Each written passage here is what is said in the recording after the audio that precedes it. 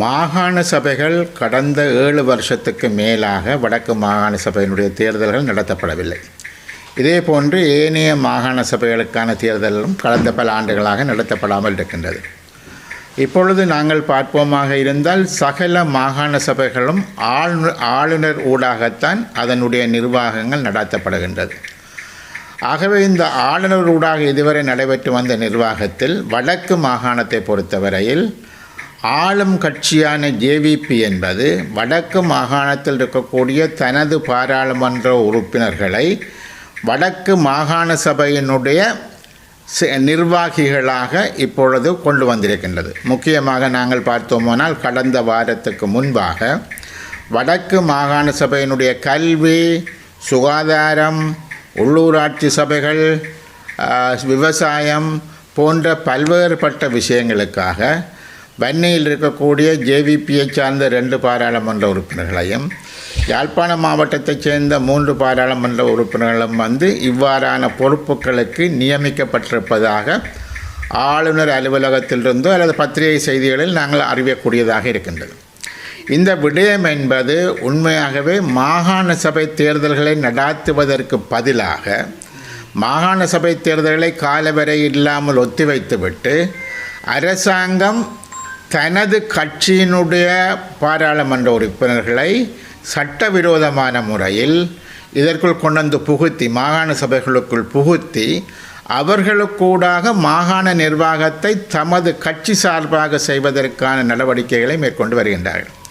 ஆகவே இங்கே குறிப்பிடக்கூடிய முக்கியமான விடயம் என்னவென்றால், ஒவ்வொரு வட்டாரங்களிலும் இலங்கையில் இருக்கக்கூடிய உள்ளூராட்சி சபைகளுக்கு உரித்தான ஒவ்வொரு வட்டாரங்களிலும் எப்படி பிரஜாசக்தி என்று சொன்ன ஒரு குழுவை நிறுவி தமது கட்சியை சார்ந்த ஒருவரை அதற்கு ஒவ்வொரு வட்டாரத்துக்கும் பொறுப்பாக நியமிக்கிறார்களோ, அதனுடன் இணைந்து மாகாண சபைகளில் குறிப்பாக வடக்கு மாகாணத்தில் அவர்கள் அந்த மாகாண நிர்வாகத்தையும் தமது கட்சி ஊடாக செய்வதற்கு பேரளவில் ஆளுநர் இருந்தாலும் கூட ஆளுநருடைய உதவியோடு தமது கட்சியை சார்ந்தவர்களை இந்த மாகாண சபை நிர்வாகத்துக்கு பொறுப்பாக கொண்டு வருவதனூடாக தமது கட்சியை பலப்படுத்துவது, கிராம மட்டத்திலும் சரி மாகாண மட்டத்திலும் சரி எல்லா விடயங்களும் தமது கட்சி ஊடாகவே நடத்தப்பட வேண்டும் என்ற ஒரு அடிப்படையில் இந்த தமது கட்சியூடாக இந்த விஷயங்கள் முன்னெடுக்கப்படுகின்றது.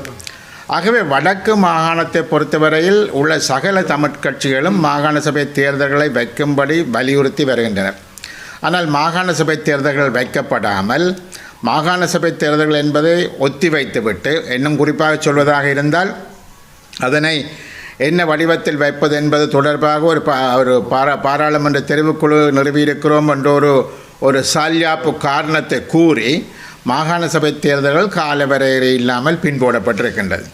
இந்த காலகட்டத்தில் தமது கட்சியினுடைய பாராளுமன்ற உறுப்பினர்கள் இதற்குள் புகுத்துவதன் மூலம் அடுத்து வரக்கூடிய தேர்தல்கள், அது என்ன தேர்தலாக இருந்தாலும், அது பாராளுமன்றமோ மாகாண சபையோ இந்த தேர்தல்களாக இருந்தாலும் கூட தமது கட்சியை ஒரு வலுவான நிலைக்கு கொண்டு வருவதற்கு அவர்கள் உள்ளூராட்சி சபையூடாக ஒரு புறமும் மாகாண சபை நிர்வாகத்தை தம் கட்சியின் வசம் கொண்டு செல்வதுமாக இந்த 2 நடவடிக்கைகளையும் மேற்கொண்டு வருகின்றார். ஆகவே இந்த விடயம் சட்டவிரோதமான ஒரு விடயம். மாகாண சபைகள் நடக்காத ஒரு காலகட்டத்தில் ஆளுநர் தான் அதை நடத்துவாரே தவிர பாராளுமன்ற உறுப்பினர்களை கொண்டு வந்து அந்த நிர்வாகத்துக்குள் திணிக்கும் எந்த ஒரு நடவடிக்கையும் ஆளுநர் செய்ய முடியாது. ஆனால் இங்கே ஆளும் தரப்பு ஆளுநரிடம் கேட்டுக்கொண்டதற்கு இணங்கத்தான் ஆளுநர் இந்த நடவடிக்கையில் இறங்கியிருப்பார் என்று நாங்கள் கருதுகிறோம். ஆனால் ஆளுநர் ஒரு விடயத்தை யோசிக்க வேண்டும். மாகாண சபை சட்டங்களில் இல்லாத ஒரு புதிய முறையில் அவர் இந்த விடயங்களை செய்வாராக இருந்தால், சட்டவிரோதமான முறையில் இந்த நடவடிக்கைகளை செய்வாராக இருந்தால், அது நிச்சயமாக பின் நாட்களில் அவருக்கு அது தொடர்பான விசாரணைகளுக்கு அவர் முகம் கொடுக்க வேண்டி ஏற்படலாம். ஆகவே ஆளுநர் யாழ்ப்பாணத்தில் அல்லது வடக்கு மாகாணத்து ஆளுநர் என்பவர் அவர் நிர்வாகத்துக்கு புதியவர் அல்ல. அவர் ஏற்கனவே மாவட்ட அரசு அதிபராக இருந்து வந்தவர், முல்லைத்தீவிலும் யாழ்ப்பாணத்தில் அரசு இருந்து வந்தவர். ஆகவே அவருக்கு தெரியும் நிர்வாக நடைமுறைகள் என்பது அவருக்கு தெரியும். ஆகவே அரசாங்கம் சொல்கிற எல்லா பிழையான விடயங்கள் எல்லாத்தையும் சரியென தலையில் தூக்கி போடாமல் பிழையான விடயங்களை பிழை என்று அரசுக்கு சுட்டிக்காட்ட வேண்டியதும் ஆளுநரது கடமை என்று நாங்கள் நம்புகின்றோம்.